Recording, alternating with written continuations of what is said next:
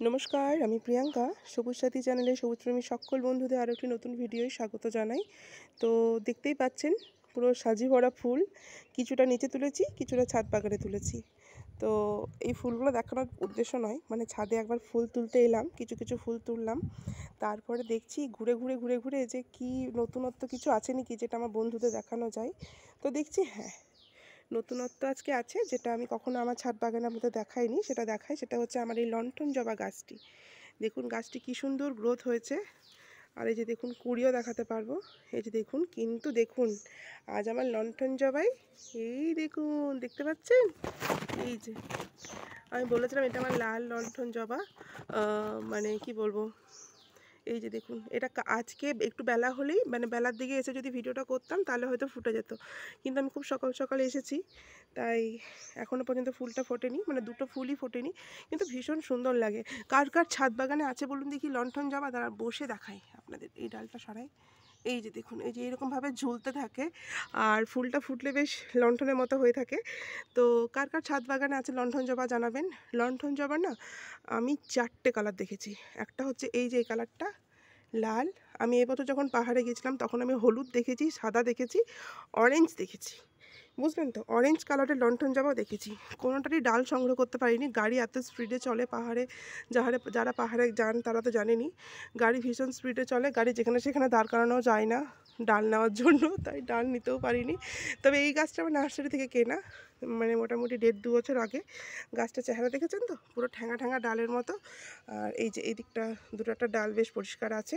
যদি আমি ফেব্রুয়ারি মাসে যখন সব গাছ রিপোর্টিং করি তখন এই গাছটিও রিপোর্টিং করেছিলাম। আর এই যে দেখুন কিচেন কম্পোস্ট দিয়ে গাছটি রিপোর্টিং করেছি, মানে মাটি নেই, পুরোটাই কিচেন কম্পোস্ট, মানে একটু শিকড় টিকড় কেটে পুরোটাই কিচেন কম্পোস্টের উপর বসিয়ে দিয়েছি, শুকনো কিচেন কম্পোস্ট। দেখে বুঝতেই পারছেন চারিদিকে ডিমের খোসা, পাতা টাতা এইসবগুলো আছে।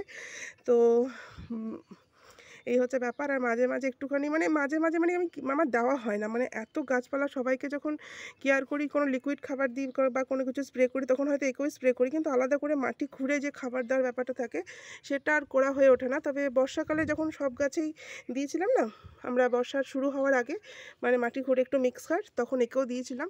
তো এইটা না, মানে আমি দেখেছি খুব বর্ষাতেও ফুল ফোটে না, আবার খুব বেশি গরমে প্রচণ্ড গ্রীষ্ম, প্রখর গ্রীষ্ম, তখনও এই গাছে ফুল পাওয়া যায় না। হ্যাঁ, এই গাছে ফুল পাওয়া যায় একমাত্র যখন ওই গ্রীষ্মকালটা যখন ঢোকে, মোটামুটি মার্চ এপ্রিল, বরঞ্চ মে মাস পর্যন্ত, মে মাসের ওই প্রথম দিকটা, তারপরে কিন্তু আর ফুল দেয় না, কারণ কি অতিরিক্ত গরমে। আবার যাদের শেড আছে, শেডের নিচে যদি এই গাছটাকে রাখা যায় তাহলে সুন্দর, গাছটা বেশ সুন্দর থাকে এবং ফুল দেয়। অ্যাকচুয়ালি এগুলো পাহাড়ি গাছ, আমি পাহাড়ে গাছগুলোকে রাস্তাঘাটে হয়ে থাকতে দেখেছি। হ্যাঁ, তো আমাদের এখানে এত রোদে এত তাপে এই গাছগুলি ঠিকঠাক করে বেড়ে উঠতে পারে না। হ্যাঁ, মানে মরে যায়, থাকতে পারে না। তবে যদি যারা শেডের ভেতর রেখেছেন, মানে যাদের শেড আছে, তারা যদি লণ্ঠন জবা গাছ করতে পারেন, তাদের কিন্তু মোটামুটি পুরো, মানে একদম মার্চ এপ্রিল থেকে একদম সেপ্টেম্বর পর্যন্ত ফুল পাওয়া যাবে। কিন্তু আমি পাই না, বিকজ আমার খোলা আকাশের নিচে বাগান, আপনারা সবাই জানেন, কোনো গ্রিন নেট নেই, কোনো শেড নেই, কিছু নেই। আর যত্ন যদি বলতে গেলাম, ওই তো বললাম বর্ষার আগে মিক্স খাবার দিয়েছিলাম, তারপর আর কোনো কিছুই দেওয়া হয় না। যখন সব গাছে ফাঙ্গিসাইড, ভিটামিন এনপিকে স্প্রে করি, তখন এই গাছেও করি। আর বিশেষ কোনো পরিচর্যা না। তবে খুব সহজলভ্য একটি গাছ, কিন্তু খুব বেশি গরমে থাকতে পারে না, এই জিনিসটা মাথায় রাখতে হবে, যে খুব বেশি রোদে এই গাছ টিকতে পারে না। বেশ কিছু কুড়ি হয়েছে এখন, আমি জানি, যেহেতু বর্ষাটা একটু কেটেছে, একটু ধরেছে বৃষ্টিটা, আর মানে ওয়েদারটা একটু মানে কি বলবো, একটু মৃদুমন্দ ওয়েদার যাকে বলে, বেশ ভালো ওয়েদার আছে এখন কিছুদিন ধরে, তাই আমি গাছে ফুল পাচ্ছি, আমি সেটা বুঝতে পেরেছি। আমার ব্যক্তিগত অভিজ্ঞতা দিয়ে বলছি, লণ্ঠন জবা গাছ মানে খুব একটা কঠিন নয়, কিন্তু মানে এদের পরিবেশটা একটু ঠিকঠাক হওয়া চাই, মানে একটু, মানে বেশ খুব একটা রোদ হলে হবে না, আবার খুব বেশি বৃষ্টি হলেও হবে না, মানে একটু পরিবেশটা ঠিকঠাক হলেই এই গাছে খুব সহজেই ফুল পাওয়া যাবে। বিশেষ কোনো পরিচর্যা, বিশেষ কোনো কেয়ারের প্রয়োজন হয় না। ভীষণই সুন্দর। তবে আমি লণ্ঠন জবার আরও কিছু কালেকশন করব, কিন্তু এখন না। আমার ছাদটা যে আপনারা দেখেছেন, মানে ইনকমপ্লিট আছে, ছাদটা কমপ্লিট হবে, এই দিকটাতে আরও কিছু, মানে আরও অন্য কিছু প্রোগ্রাম আছে, সেটা যখন পরে পরে হবে তখন আপনাদের তো সবই জানাবো।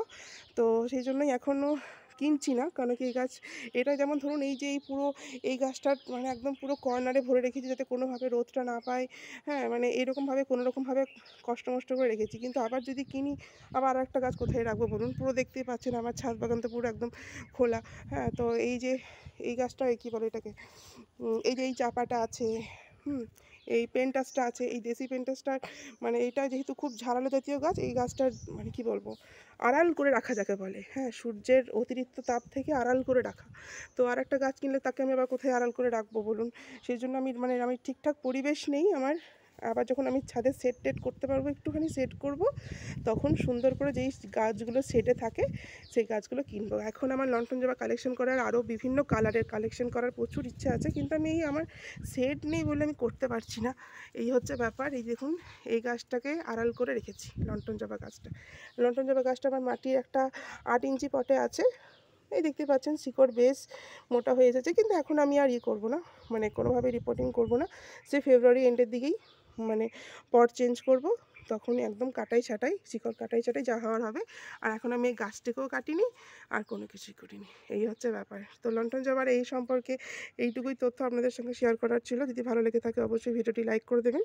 আর এইভাবে আমার পাশে থাকার অনুরোধ রইল, চ্যানেলটি সাবস্ক্রাইব করার অনুরোধ রইল। আর কিছু বলার নেই। ভালো থাকবেন সবাই। নতুন নতুন ভিডিও পাওয়ার জন্য চ্যানেলটি অবশ্যই সাবস্ক্রাইব করে দেবেন, এবং আমার ভিডিওগুলো প্লিজ শেয়ার করে দেবেন, শেয়ার করার অনুরোধ রইল। তো আজকে এই পর্যন্তই। কেমন লাগলো কমেন্টে অবশ্যই জানাবেন আমার এই লন্ঠন জবা গাছটি। আর কার কার বাড়িতে কী কী কালারের লন্ঠন জবা আছে সেটিও প্লিজ জানাবেন। খুব ভালো লাগে, কমেন্ট করলেন আমার ভীষণ ভালো লাগে। তো যাক, আজকে এই পর্যন্তই। ভালো থাকবেন সবাই। নমস্কার।